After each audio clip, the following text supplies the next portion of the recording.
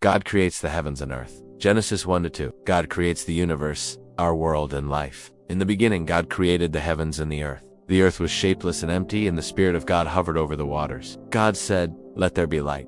God called the light day, and the darkness was called night.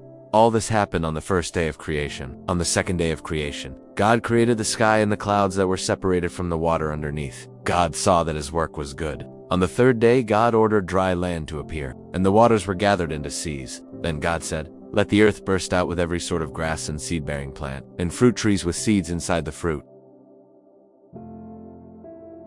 Everything God said took place. All kinds of grass, plants, and trees grew with their own seeds to grow more. God saw all the plants growing and declared it was good. On the fourth day of creation, God set the sun, moon, and stars in place. Day and night and seasons and years came into being. God was pleased and saw that it was good. On the fifth day of creation, God said, "Let the sea be full of fish, and let birds fly in the sky." God blessed them and told them to give birth to their young and increase in numbers. Once again, God saw that what he had created was good. On the sixth day of creation, God said, "Let the land have many species of living creatures." God created cattle and reptiles and wildlife of every kind. God created all kinds of species of wild animals and cattle and reptiles. He was pleased with his creation. Then God said, "Let us make man in our image to be the master of all life upon the earth, skies, and the seas." God formed a man from the dust of the ground and breathed life into his nostrils. The man became a living being. God named him Adam and put him in a garden he had planted in Eden.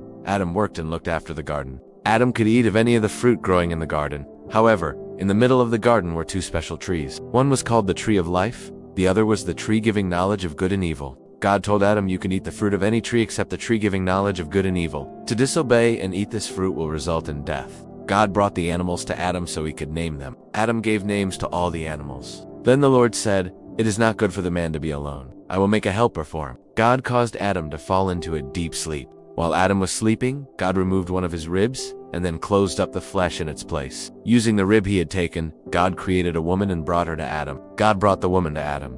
Adam said, "She is part of my own bone and flesh. Her name is woman because she was taken out of a man."